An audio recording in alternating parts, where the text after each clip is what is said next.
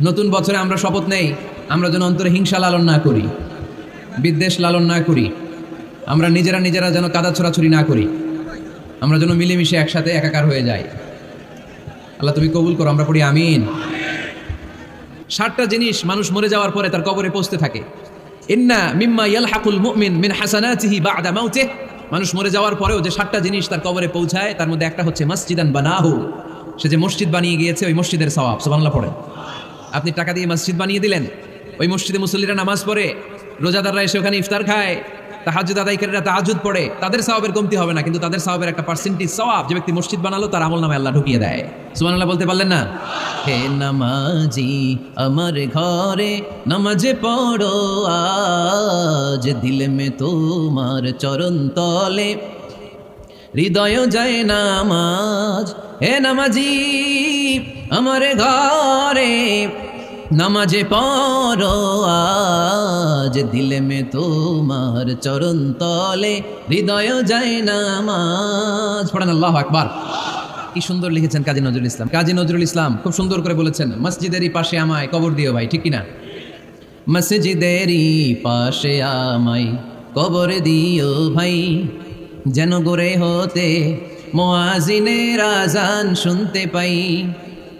আমার গোরের পাশে দিয়ে ভাই নামাজিরা যাবে, পবিত্র সেই পায়ের ধ্বনি এ বান্দা শুনতে পাবে। গোরা যাবে হতে গুনাহগার পাইবে রেহাই, মসজিদেরই পাশে আমায় কবর দিও ভাই। কত মানুষ নামাজি ভাই মসজিদাঙ্গিহীনাতে, আল্লাহর নামের জিকির করে লুকিয়ে গভীর রাতে।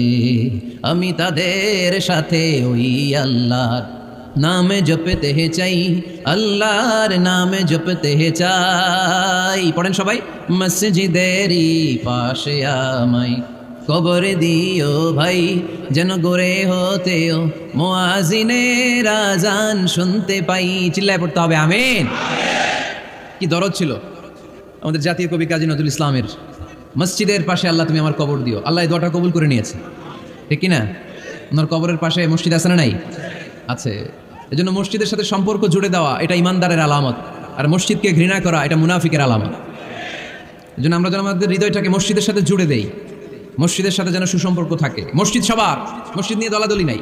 দলাদলি আছে অনেক জায়গায়, হানাফি মসজিদ, আহলে হাদিস মসজিদ, এরকম আমরা দেখি বা শুনি, এটা ঠিক না। হানাফি মসজিদ বলে কোনো কথা নাই, আহলে হাদিস মসজিদ বলে কোনো কথা নেই। মসজিদ সবার। ছোট্টখাট্ট বিষয় নিয়ে মসজিদে মারামারি, একজন হাত তোলে আরেকজন তোলে না, কিলাকিলি আসে না নাই? একজন বলে জোরে আমিন, আরেকজন আস্তে আমিন, মারামারি আসে না নাই? এগুলো কি মারামারি করার কোনো বিষয়? কথা বলেন। সালাতে ফরজ আছে, ওয়াজিব আছে, সুন্নাহ আছে, খেয়াল করে বুঝবেন। ফরজ যদি নষ্ট হয় সালাত ভঙ্গ হয়, you have to repeat your সালাত। ওয়াজিব নষ্ট হলে সালাত ভঙ্গ হয় না, নতুন করে পড়া লাগে না, সেজদায় শাহু দিলেই সালাত আদায় হয়ে যায়।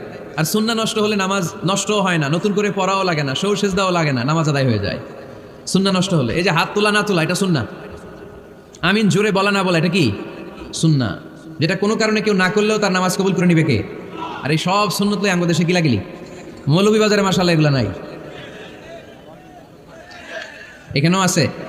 এগুলোর অবসান ঘটুক, আমরা চাই কি চাই না? আর কত এই ছোটখাটো বিষয় নিয়ে আমরা এই বিভেদের প্রাচীর আর দেয়ালকে উঁচু করবো আমাদের মাঝখানে? কবে আমরা ঐক্যের সিন্ডিকেট করব? কবে? আর কবে সাদা মনের মানুষ হব? কবে? আর কত? অনেক হয়েছে, আর না, এবার থামেন। বিভেদের প্রাচীরকে ভেঙে চুড়িয়ে দেন। ঐক্যের এমন সিন্ডিকেট করতে হবে যাতে কোনো অপশক্তি এই ঐক্যকে ভাঙতে না পারে, বানচাল করতে না পারে। চিল্লায় বলেন ঠিক কিনা?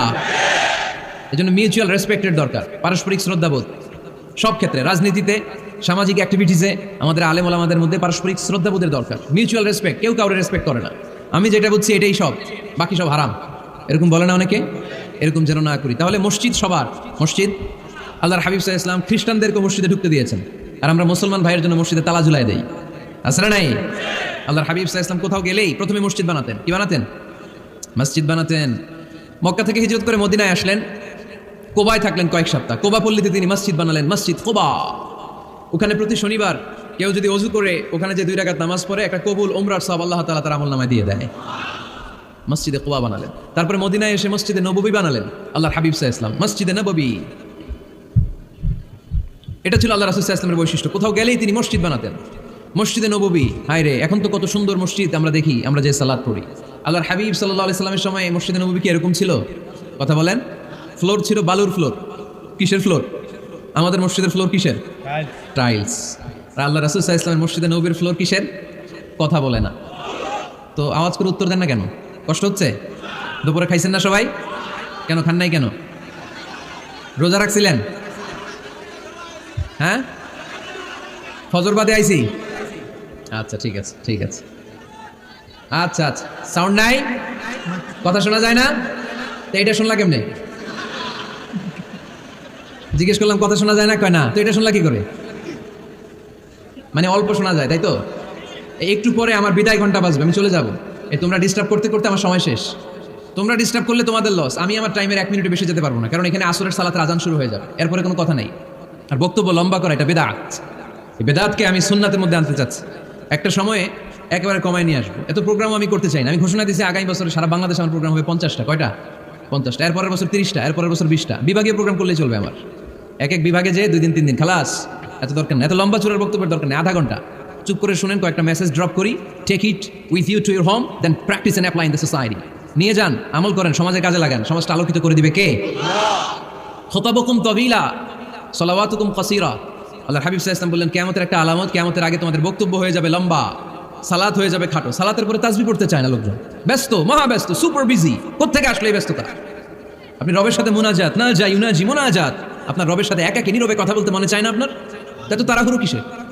ধীরস্থির হন, একটু স্থির হন, একটু মনোদৈহিক প্রশান্তি অর্জনের চেষ্টা করেন। সব সময় ব্যস্ত, ধাক্কাধাক্কি, উচ্ছৃঙ্খলা, এগুলো আমাদেরকে শেষ করে দিয়েছে। এজন্য লম্বা চোরা বক্তব্য ঠিক না। বক্তব্য শুনতে আমাদের ভালো লাগে, আমল করতে ভালো লাগে না। বক্তব্যটা শেষেই সিগারেট ধরায়, আছে না নাই?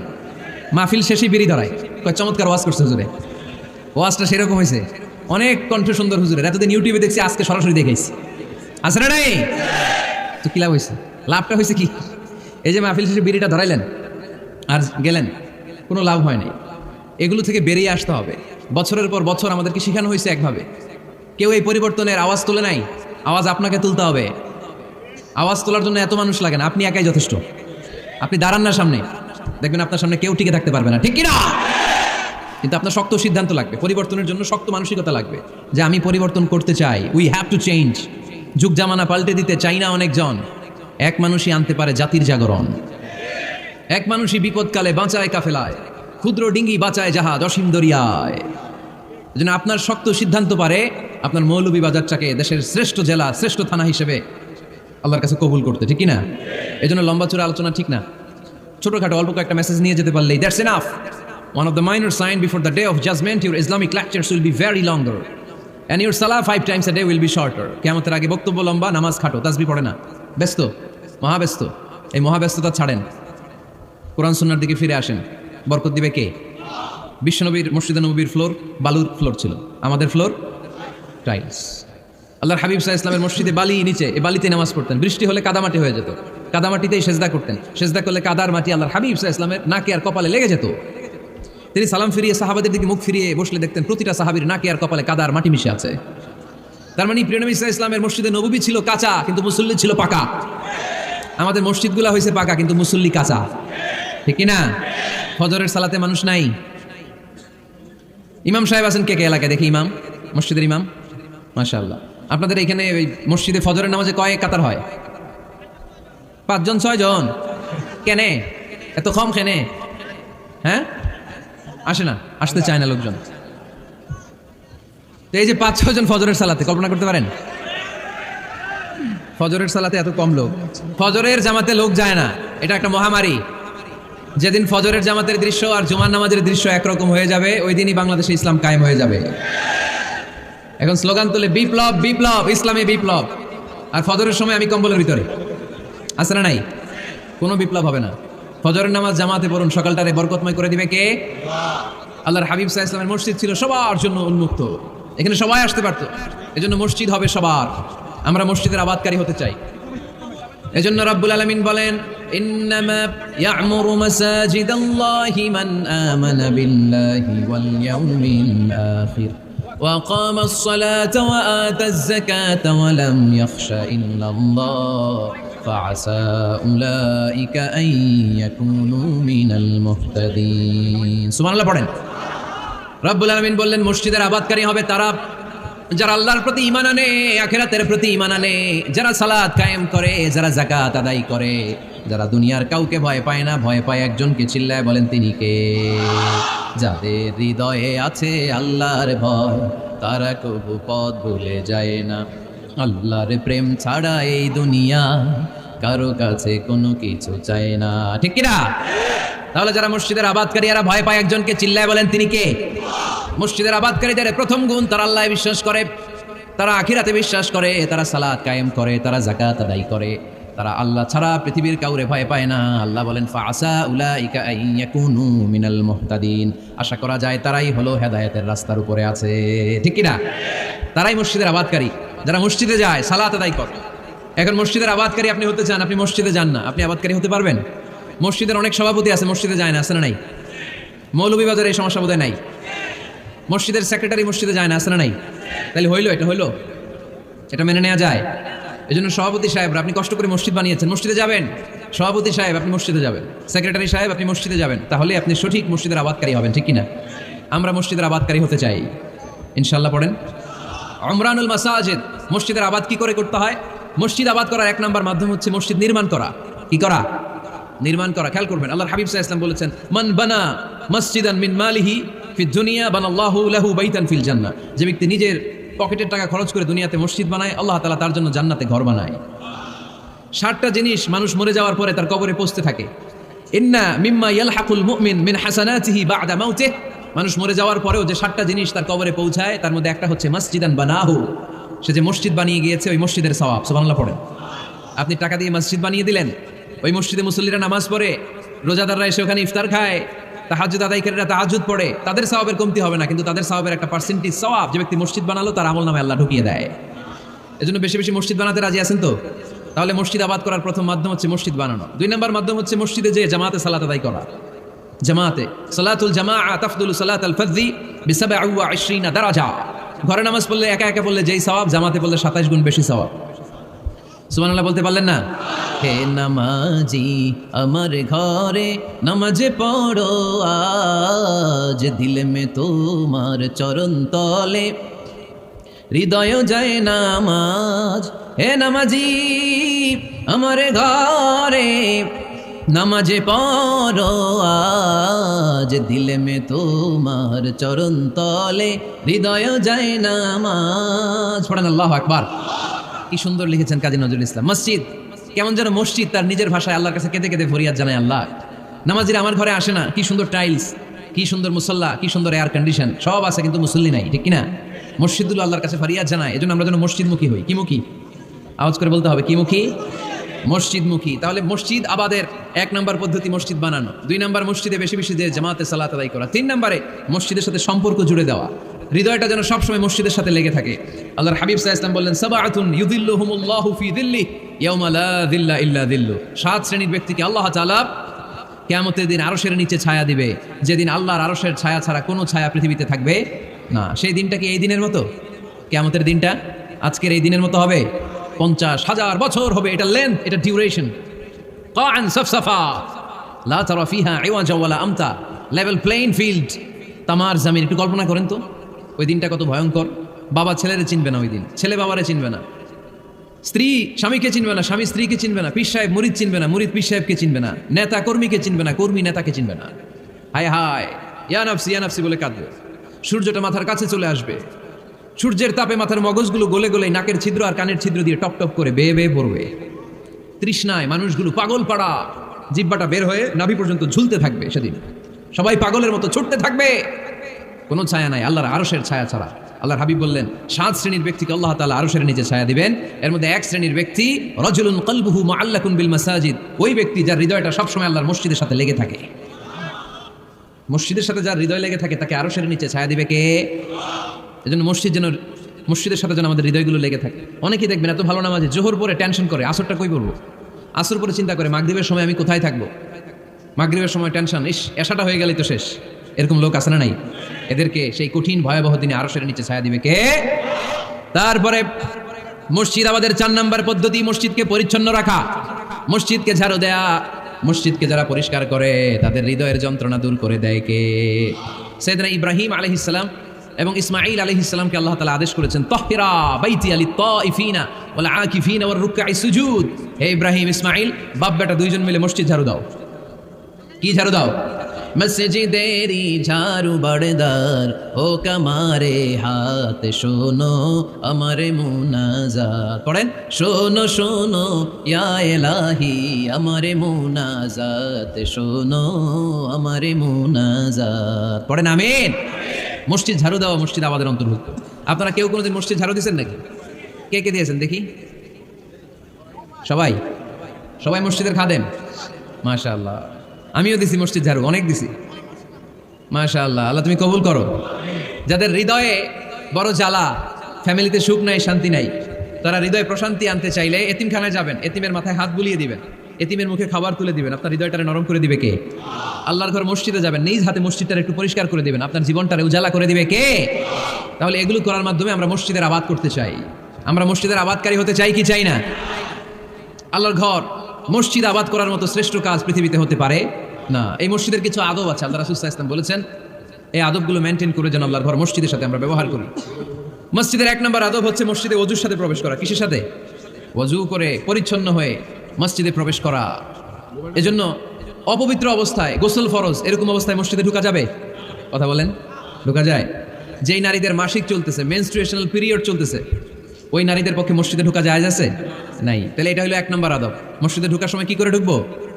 ওযু করে। আওয়াজ করে বলেন, কি করে ঢুকবো? ওযু করে। 2 নম্বর আদব হচ্ছে মসজিদে যাওয়ার সময় সবচেয়ে ভালো জামাটা পরে যাবো, সবচেয়ে ভালো পাঞ্জাবিটা পরে যাবো। জানতো আপনারা? না সবচেয়ে সিরাটা পরে যান? হ্যাঁ, অনেকের নামাজের জন্য একটা পুরান জামা আছে, সিরা পাড়া, এদিকে হাত উঠালে দিতে দেখা যায়, আছে না নাই? সবচেয়ে সিরা পাড়াটা রাখে নামাজের জন্য, কপাল পোড়া। আর সুন্নাতে খাতনার অনুষ্ঠানে গেলে মাশাআল্লাহ লেহেঙ্গা গায়ে দেওয়া যায়, আছে না নাই? না, আপনি ইবাদতের জন্য সবচেয়ে সুন্দর জামাটা রাখবেন। এজন্য রাব্বুল আলামিন বলেন, ইয়া বানি আদম খুযু জিনাতাকুম ইনদা কুল্লি মসজিদ।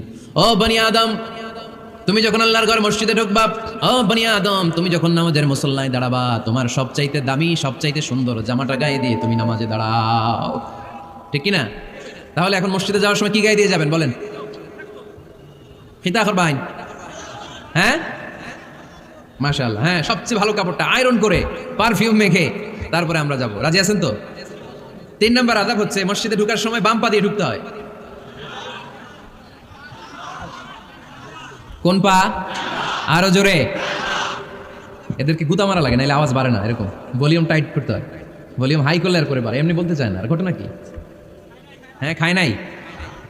বদরের যুদ্ধ হয়েছিল রমাদানে, কোনো সাহাবী খায় নাই, না খাইয়া একেবারে সাইজ করে দিয়েছে কাফেরদেরকে। আমরা না খেলেও আমাদের হৃদয়ে ইমানি শক্তি আছে না নেই? এই তো বোঝা যাচ্ছে ইমানি শক্তি আছে। এতক্ষণ আসলে কই? তো মসজিদে ঢোকার সময় কোন পা দিয়ে? এগুলো মনে থাকে আমাদের? ভুলা যাই আমরা, খেয়াল থাকে না তো এগুলা? এত কিছু মনের মধ্যে রাখলে এগুলো মনে থাকবে কেমনে? মসজিদে ঢোকার সময় কোন পা? আরো জোরে। বেরোয়ার সময় কোন পা? মনে থাকবে? মসজিদে যখন ঢুকবেন ডান পা দিয়ে ঢুকবেন, আর দোয়া পড়বেন, আউযু বিল্লাহিল আযীম ওয়া বিওয়াজহিল কারীম ওয়া সুলতানিহিল কদীম মিনাশ শাইতানির রাজীম। বিষ্ণু সাল্লাল্লাহু আলাইহি ওয়াসাল্লাম বললেন, যে ব্যক্তি মসজিদে ঢোকার সময় এই দোয়াটা পড়বে, শয়তান আফসোস শুরু করে, সে বলে, হায় হায়, আজকের দিনের জন্য, সারা দিনের জন্য তো তুই আমার ওয়াসওয়াসা থেকে বেঁচে গেলি, আজকের সারা দিনের জন্য তোরে আমি হারালাম, আজকের সারাটা দিন আল্লাহর পক্ষ থেকে প্রোটেকশন নিয়ে তুই বেঁচে গেলি, আজকের জন্য যা, কালকে তোরে আমি ধরবো। এজন্য এই দোয়াটা পড়ার দরকার আছে না? আউযু বিল্লাহিল আযীম ওয়া বিওয়াজহিল কারীম ওয়া সুলতানিহিল কদীম মিনাশ শাইতানির রাজীম। 4টা বাক্যের দোয়া। মুখস্থ করতে কষ্ট হলে যে ইউটিউবে চলে যাবে আজকেই, ওখান থেকে শুনে আপনারা মুখস্থ করে নেবেন, এই দোয়াটা পড়বেন। তাহলে ওই দিনের জন্য শয়তানের ওয়াসওয়াসা, টেম্পটেশন, প্রভোকেশন থেকে আপনি আল্লাহ তাআলার প্রোটেকশনে চলে গেলেন। সুবহানাল্লাহ পড়েন। তারপর আল্লাহর হাবিব বললেন, ঢোকার আগে আমারে সালাম দাও। পড়বেন, আসসালামু আলাইকা আইয়ুহান নাবিয়্যু ওয়া রাহমাতুল্লাহি ওয়া বারাকাত। এই 2টা জিনিস যখন করে ফেললেন, তখন ডান পা দিয়ে পড়বেন, আল্লাহুম্মা আফতাহ লি আবওয়াবা রাহমাতিক। সুবহানাল্লাহ পড়েন। আল্লাহুম্মা আফতাহ লি, ও আল্লাহ আমার জন্য তুমি খুলে দাও আবওয়াবা রাহমাতিক, তোমার রহমতের দরজা। তার মানে মসজিদে ঢুকলে রহমত পাওয়া যায় কি যায় না? মসজিদে ঢুকলে পাওয়া যায় রহমত, মসজিদের বাইরে রহমতের কথা আল্লাহ বলে নাই। মসজিদের ভিতরে রহমত। কোথায় রহমত? কোথায়? মসজিদের ভিতরে রহমত আছে না? তার প্রমাণ মসজিদে ঢুকলেই শান্তি লাগে কেমন জানি, আর ঘুমে ধরে। মসজিদে ঘুমাইছেন কারা কারা দেখি? সবাই ঘুমাইছেন? আরে আমি কত ঘুমাইছি। জুমার নামাজের সময় যে কি ঘুম আসে, আসে আসে, কমন পড়ছে, একেবারে কমন পড়ে গেছে। ঘুম আসে কারণ রহমতের ঝিরি ঝিরি বাড়ি ধারা আল্লাহ তাআলা আরশের উপর থেকে নাজিল করতে থাকে, আর এই রহমতের কারণে হৃদয়টা প্রশান্ত হয়ে যায়, অনেকের ঘুমও চলে আসে, ঠিক কিনা? এজন্য আল্লাহুম্মা ইফতাহ লি আবওয়াবা রাহমাতিক, ও আল্লাহ তোমার রহমতের দরজাগুলো আমার জন্য খুলে দাও। এই দোয়া পড়লে রহমতের দরজা খুলে দেয় কে? আবার মসজিদ থেকে যখন বের হবেন তখন কোন পা দিয়ে? জোরে বলেন। বাম পা দিয়ে কি পড়বেন? আল্লাহুম্মা ইন্নী আসআলুকা মিন ফাদলিক, ও আল্লাহ তোমার কাছে আমি তোমার পক্ষ থেকে ফদল চাই, মানে রিজিক চাই। রিজিক দেওয়ার মালিক কে? তার মানে খুব সোজা সাপটা কথা হচ্ছে, মসজিদের ভিতরে পাওয়া যায় রহমত, আর বাইরে পাওয়া যায় ফদল বা রিজিক। বাইরে পাওয়া যায় কি? রিজিক। মসজিদের ভিতরে রিজিক আছে, তার মানে সারাদিন মসজিদে বসে থাকলে রিজিক মিলবে? নামাজের সময় নামাজ পড়তে হবে, কাজের সময় কাজ করতে হবে, এটাই হচ্ছে ইসলামের বিধান। নামাজের সময় নামাজ, কাজের সময়, আমি প্রশ্ন করবো আওয়াজ করে উত্তর দেন। নামাজের সময়, কাজের সময়, নামাজের সময়, কাজের সময়, এটা মনে থাকবে।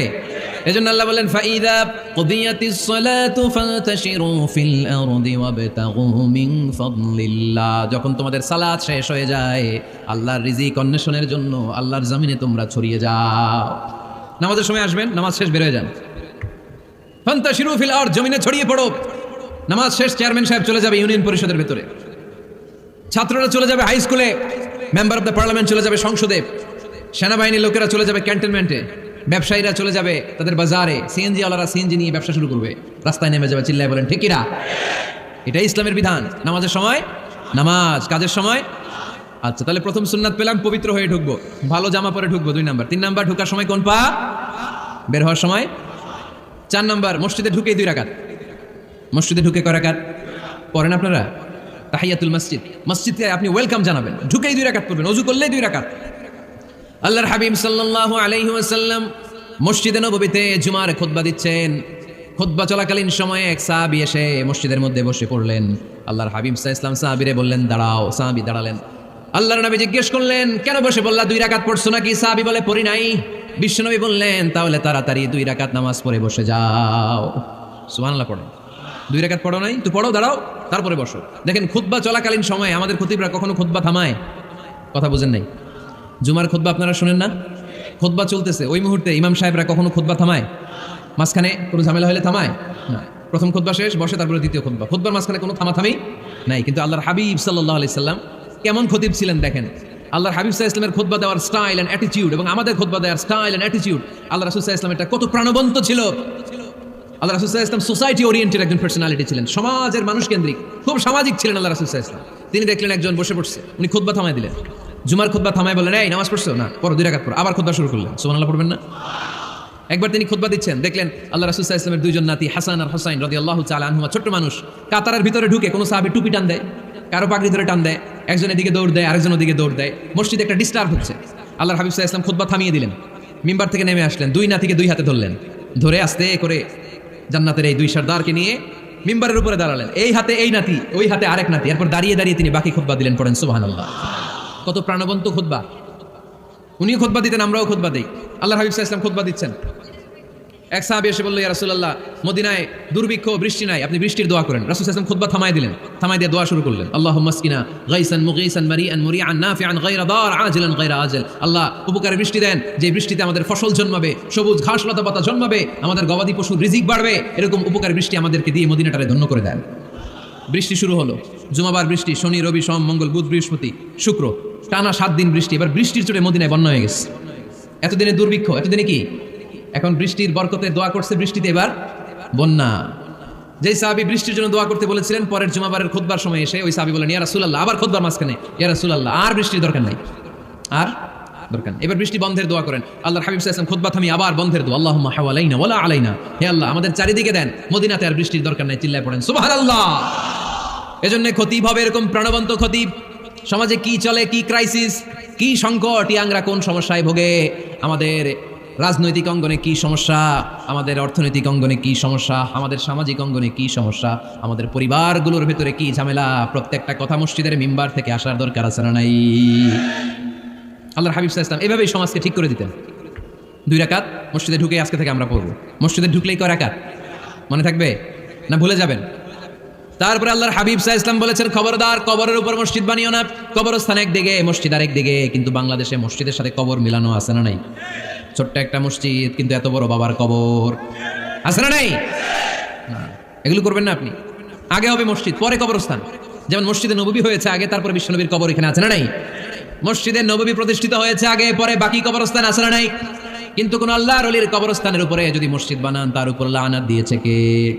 লাআনা রাসূলুল্লাহ আলাল ইয়াহুদ ওয়ান নাসারা ইত্তাখাযু কুবুর আমবিয়াইহিম মাসাজিদা। আল্লাহর রাসূলের লানত ইহুদি নাসারাদের উপর, কারণ ইহুদি আর নাসারাদের একটা খাসলাত, একটা বৈশিষ্ট্য ছিল, তারা তাদের নবীদের কবরের উপরে মসজিদ বানায় ফেলতো। এটা করা যাবে? এজন্য এলাকায় এলাকায় এই ঝামেলা, কবর আর মসজিদ হবে আলাদা। আবার মসজিদের কেবলার দিকে যেন কবরস্থান না হয়, তাহলে শিরক হওয়ার সম্ভাবনা আছে না নাই? খুব সাবধান, আল্লাহ সব মাফ করে কিন্তু শিরক মাফ করে না, ঠিক কি না? শিরক হচ্ছে মহাপাপ, সব পাপের বাপ। এজন্য আমরা সব করলেও শিরকের গুনাহ মুসলমান কখনো করতে পারে। এরপর আল্লাহর হাবিব বললেন, মসজিদকে পরিষ্কার পরিচ্ছন্ন রাখো, এটাও মসজিদের আদাব। মসজিদে আতর লাগিয়ে দেন, বাখুর জ্বালিয়ে দেন। আপনাদের এই এলাকার মধ্যে তো বাখুরের অভাব নাই, আগরের অভাব নাই, ঠিক কিনা? গতকাল প্রোগ্রাম ছিল কই? সুজানগর, আগরের রাজধানী। আগর চিনেননি আপনারা? হ্যাঁ, এই যে দেহনেল উদ পারফিউম, আপনাদের এই যে মাহতাব সাহেবের আল হারামাইন, এরপরে যে আজমল কোম্পানি, এও আপনাদের এই মৌলভীবাজার এলাকার। এরকম অনেক কোম্পানি আছে দুবাই ভিত্তিক, গোটা বিশ্বে ওনারা ব্র্যান্ডিং করেছে। এগুলোর র ম্যাটেরিয়াল, কাঁচামাল যায় হচ্ছে আপনাদের মৌলভীবাজার থেকে। সম্মানিত ভাইরা, মসজিদ পরিষ্কার পরিচ্ছন্ন রাখবেন, এই বাখুর জ্বালাবেন, দেহনেল উদ, এই পারফিউমগুলো ছড়িয়ে দিবেন। মসজিদের মধ্যে অনেক মসজিদে দুর্গন্ধ আছে না নাই? এই কার্পেটের মধ্যে ময়লা, পরিষ্কার করেন। আল্লাহর হাবিব সাল্লাল্লাহু আলাইহি ওয়াসাল্লাম বলেছেন, খবরদার। আম্মা জান আয়েশা বর্ণনা করেন, আমার রাসূলুল্লাহ সাল্লাল্লাহু আলাইহি ওয়াসাল্লাম বিবিনাইল মসজিদ ফি দুয়ার ওয়া আন তুতাইয়াবা ওয়া তুনাযাফ। আমরা যেন এলাকা এলাকায় মসজিদ বানাই, মসজিদগুলোকে যেন পারফিউম দিয়ে, আতর দিয়ে সুগন্ধময় করে দেয়, বিষ্ণুনবী আদেশ করেছেন। সুবহানাল্লাহ পড়ুন। এজন্য কোনো অপরিচ্ছন্ন মসজিদ থাকতে পারবে না। মসজিদের পাশ দিয়ে গেলে আতরের ঘ্রাণে আমোদ হয়ে লোকজন যেন বুঝতে পারে এটা আল্লাহর ঘর, মসজিদ। চিল্লায় বলেন ঠিক কি না? এরপর আল্লাহর হাবিব সাল্লাল্লাহু আলাইহি ওয়াসাল্লাম বলেছেন, মসজিদের আরেকটা আদব হলো মসজিদকে অতিমাত্রায় ডিজাইন না করা। বেশি ডিজাইন করা যাবে না। এমন ডিজাইন করা যাবে না যে এটা মসজিদ বোঝাই যায় না। এত লাইটিং ফাইটিং করে, এটা কি মসজিদ না কমিউনিটি সেন্টার বোঝাই যায় না? আছে না নাই? আছে। এরকম যেন আমরা না করি সম্মানিত ভাইরা। বিশেষ করে মসজিদের সামনের দেয়ালে। কোন দেয়ালে? সামনের দেয়ালটা, কেবলার দিকে যেই দেয়াল, এই দেয়ালটা হতে হবে ফ্রেশ, যাতে করে মানুষের দৃষ্টি আকর্ষণ না করে। প্রায় মসজিদের দেয়ালের মাঝখানে দেখবেন আপনি ক্যালেন্ডার ঝুলায় রাখে, আছে না নাই? মৌলভীবাজারের কি অবস্থা? খিতা খবর আছে? তো এই যে ক্যালেন্ডার ঝুলায় রাখে, ওইখানে দেখবেন বিভিন্ন মসজিদের ছবি, এতিমখানার ছবি, মানুষের ছবি। তো মানুষ নামাজও পড়ে, আবার ওগুলোও তাকায়, আছে না নাই? প্রথম কাতারে পরে ওইখানে কি লেখা, এগুলো পরে তার ডিস্টার্ব হচ্ছে না? এই মুসল্লির দৃষ্টি যাতে অন্যদিকে না যায়, এটা খেয়াল রাখতে হবে। যদি পারা যায়, মসজিদের সামনে কোনো ঘড়ি টড়ি চলবে না। ঘড়ি মসজিদের পেছনের দেয়ালে, সময়সূচি পেছনের দেয়ালে, সব পেছনে। সময় কয়টা বাজে ওটা ইমাম দেখলে চলবে, ইমাম এভাবে দেখে নিবে, আপনারাও দেখে নিবে। কিন্তু সামনের দেয়ালটা যত সিম্পল করা যায়। আল্লাহর হাবিব সাল্লাল্লাহু আলাইহি ওয়াসাল্লাম নামাজ পড়া অবস্থায় সামনে এমন কিছু রাখতেন না যেটার দ্বারা আল্লাহর হাবিব সাল্লাল্লাহু আলাইহি ওয়াসাল্লামের সালাতে মনোযোগ অন্যদিকে চলে যায়। আমরা যখন সালাত পড়ি, যদি অন্যদিকে তাকাই, ফেরেশতার মাধ্যমে আল্লাহ একটা ডাক দেয়, বলে আকবিল, এই বান্দা ফিরে আয়, তোর নজর থাকা দরকার সিজদার জায়গায়, ফিরে আয়। আপনি আবার যখন অন্যদিকে তাকান, আল্লাহ বলে ফিরে আয়, সিজদার দিকে তাকা। আপনি আবার যখন ঘড়ির দিকে তাকান, আল্লাহ বলে আকবিল, ফিরে আয়, সিজদার দিকে তাকা। আপনি যখন আবার অন্যদিকে তাকান, তখন আল্লাহ বলে লা হাজাতা লি ইলা সালাতি, তোর এই নামাজের দরকার আমার নাই। নাউজুবিল্লাহ পড়বেন না? তোর এই নামাজের দরকার আমার নাই। অজু করে কষ্ট করে যাকে খুশি করার জন্য আপনি সালাতে দাঁড়ালেন, উনি যদি বলে এই নামাজের দরকার নেই, তা কার জন্য নামাজ পড়লেন আপনি? কথা কি বুঝতে পেরেছেন? এই জন্য এলাকার গণ্যমান্য ব্যক্তিবর্গ আছে, আমাদের চেয়ারম্যান সাহেব আছে, আর অন্যান্য বিজনেস ম্যাগনেটরা আছে, আপনারা মসজিদ যখন নির্মাণ করবেন, সামনের দেয়ালটা যত সাদামাটা হতে পারে ততই ভালো। এমনকি জায়নামাজের মধ্যে এখন কাবা ঘরের ছবি আছে না নাই? আছে না? কি মুসলমান আমরা, নিজের কাবারে নিজে লাথি মারি নামাজের আগে, মনের অজান্তে নিজের কাবাকে নিজে লাথি মারছি। এরকম জায়নামাজ ব্যবহার করা নিষেধ। চিল্লায় বলেন ঠিক কিনা? সাদা ফ্রেশ জায়নামাজ বাজারজাত করেন, আপনাদের সিদ্ধান্তই ওনাদের ব্যবসা বয়কট হয়ে যাবে। আপনারা যদি এখন থেকে মসজিদের মিনারা আর কাবা ঘরের যে প্রতিকৃতি বা ছবি, এরকম ছবি সম্বলিত জায়নামাজ কিনা বন্ধ করে দেন, এদের মার্কেট থাকবে? কথা বলেন। কালকে থেকে আমরা জায়নামাজ কেনার সময় ফ্রেশ জায়নামাজ কিনবো। কোনো মসজিদ, কোনো মিনার, আমাদের কাবা ঘরের ছবি সম্বলিত কোনো জায়নামাজ কিনা যাবে? আওয়াজ করে বলেন যাবে? যাবে না। এগুলো হচ্ছে মসজিদের আদাব, এগুলো রক্ষা করে মসজিদে ঢোকার দরকার আছে না নাই? পৃথিবীতে 3টা মসজিদ সবচাইতে শ্রেষ্ঠ মসজিদ, কয়টা? আওয়াজ করে বলেন না। 1 নাম্বার মসজিদুল হারাম, ফাওয়াল্লু উজুহাকুম শাতরা, যেখানেই তোমরা নামাজ পড়ো না কেন মসজিদের হারামের দিকে হয়ে নামাজ পড়ো। কেবলা কোন দিকে আজকে? এদিকে, এইদিকে কেবলা। আমি যদি এদিকে হয়ে পড়ি, নামাজ হবে না? হবে না কেন? কারণ কেবলামুখী হয়ে নামাজ পড়া ফরজ। চিল্লায় বলেন ঠিক কিনা? মসজিদুল হারাম পৃথিবীর প্রথম মসজিদ, ওখানে একটা ঘর আছে, ঘরটার নাম হলো কাবা। ইন্না আউওয়ালা বাইতিন উদিআ লিন-নাসি লাল্লাযী বিবাক্কাতা মুবারাকা। এই পৃথিবীর প্রথম ঘর যেই ঘরটা স্থাপিত হয়েছে বাক্কা শহরে। বাক্কা মক্কার আগের নাম, এখন শহরের নাম মক্কা, আগে নাম ছিল কি? সবাই বলেন কি নাম ছিল? বাক্কা। এটা পৃথিবীর আদি ঘর, সব নবীদের পরশধন্য পদধূলিতে এই জায়গাটা বরকতময় হয়েছে। এটা এমন ঘর যেই ঘরের চারদিকে 1 রাকাত নামাজ পড়লে 1 লক্ষ রাকাতের সওয়াব পাওয়া যায়। হজ উমরা করেছেন কে কে দেখি? হজ উমরা করেছেন আপনারা না? মাশাআল্লাহ। আমরা যারা করতে পারি নাই আল্লাহ তাদেরকে তৌফিক দাও। আমরা যেন এই কাবা ঘরে যে প্রাণ ভরে সালাত আদায় করতে পারি, আল্লাহ তৌফিক দান করো। আমরা যেন মসজিদে নববীতে যে প্রাণ ভরে সালাত পড়তে পারি, তৌফিক দান করো। আল্লাহর হাবিব সাল্লাল্লাহু আলাইহি ইসলামের কবরের সামনে দাঁড়িয়ে যেন আমরা প্রাণ খুলে মন প্রাণ উজাড় করে বিশ্বনবী সাল্লাল্লাহু আলাইহি ইসলামকে সালাম দিতে পারি, আল্লাহ তৌফিক দান করো। এই কাবা ঘরকে কেন্দ্র করে প্রতিদিন 100টা রহমত নাজিল হয়। আওয়াজ করে বলেন কয়টা? আল্লাহর হাবিব বললেন প্রতিদিন প্রতিনিয়ত 100টা রহমত নাজিল হতেই থাকে। 60টা রহমত তাদের উপরে নাজিল হয় যারা কাবা ঘরের চারদিকে তাওয়াফ করে। 40 লিল মুসাল্লিন, বাকি 40টা নাজিল হয় যারা কাবা ঘরের পাশে নামাজ পড়ে। 20 লিন নাযিরিনা ইলাল কাবা, বাকি 20টা রহমত প্রতিনিয়ত নাজিল হয় যারা তাওয়াফ করে না, সালাত আদায় করে না, শুধু কাবার গিলাফের দিকে তাকিয়ে থাকে। কাবার দিকে তাকায় থাকলেই সওয়াব। সুবহানাল্লাহ পড়েন। 1 রাকাতে কয় লক্ষ রাকাতের সওয়াব? এজন্য আল্লাহর হাবিব সাল্লাল্লাহু আলাইহি ওয়াসাল্লাম বলেছেন লা তুশাদ্দুর রিহাল ইল্লা ইলা সালাসাতি মাসাজিদা। স্পেশাল ভার্চু এন্ড রিওয়ার্ড, বিশেষ সওয়াবের নিয়তে পৃথিবীর এই 3টা জায়গা ছাড়া কোথাও নিয়ত করে ভ্রমণ করা জায়েজ নাই। 1 হচ্ছে মসজিদুল হারাম, 2 হচ্ছে মসজিদ নববী, 3 হচ্ছে মসজিদুল আকসা। এই 3টা মসজিদ ছাড়া পৃথিবীর কোনো মসজিদে নিয়ত করে সফর করা যাবে না। বিশেষ নিয়তে সফর করা যাবে না, যে আমি যদি এই মৌলভীবাজারের জামে মসজিদে যাই বেশি সওয়াব পাওয়া যাবে, এই নিয়তে সফর করা যাবে না। বেশি সওয়াব শুধু এই 3 মসজিদে। মসজিদুল হারামে 1 রাকাতে কত রাকাতের সওয়াব? কথা কয় না, বুঝে নাই বোধহয়। কয় লক্ষ? আর মসজিদে নববীতে 1 রাকাতে 1000 রাকাতের সওয়াব। আরেক বর্ণনায় আছে 50,000, বর্ণনাটা দুর্বল। সহিহ বর্ণনায় এসেছে 1 রাকাতে 1000 রাকাতের সওয়াব। মসজিদুল আকসায় সালাত পড়লে 1 রাকাতে, এক বর্ণনায় এসেছে 250 রাকাতের সওয়াব, আরেক বর্ণনায় এসেছে 500 রাকাতের সওয়াব। এই 3টা মসজিদ ছাড়া যে নামাজ পড়লে বেশি সওয়াব হবে, এই নিয়তে সফর করা যাবে? চিল্লায় বলেন যাবে। তবে মসজিদটা দর্শন করার জন্য যেতে পারবেন। মসজিদটা দেখতে কেমন, এটার ক্যালিওগ্রাফিক্যাল ডিজাইন কেমন, এটার আর্কিটেকচারাল ডিজাইন কেমন, এটার দৃষ্টিনন্দন সৌন্দর্য কেমন, মসজিদটা দেখতে কেমন, দেখতে যেতে পারবেন। কিন্তু বিশেষ সওয়াব রিওয়ার্ড এই 3টা মসজিদ ছাড়া অন্য কোনো মসজিদের জন্য হবে না। এই মসজিদ হচ্ছে আমাদের সামাজিক ঐক্যের কেন্দ্রবিন্দু, এটা হচ্ছে আমাদের কমিউনিটি সেন্টার। আমরা শুধু নামাজের জন্য মসজিদকে ইউজ করি, এছাড়া আরো অনেক ইউসেজ আছে মসজিদের। খেয়াল রাখবেন, আমাদের মুসলমানদের মসজিদ হিন্দুদের মন্দিরের মতো নয়। কোথায় আজান হয়েছে? শেষ করে দিব না? সুবহানাকাল্লাহুম্মা ওয়া বিহামদিকা আশহাদু আল্লা ইলাহা ইল্লা আনতা আস্তাগফিরুকা ওয়া আতুবু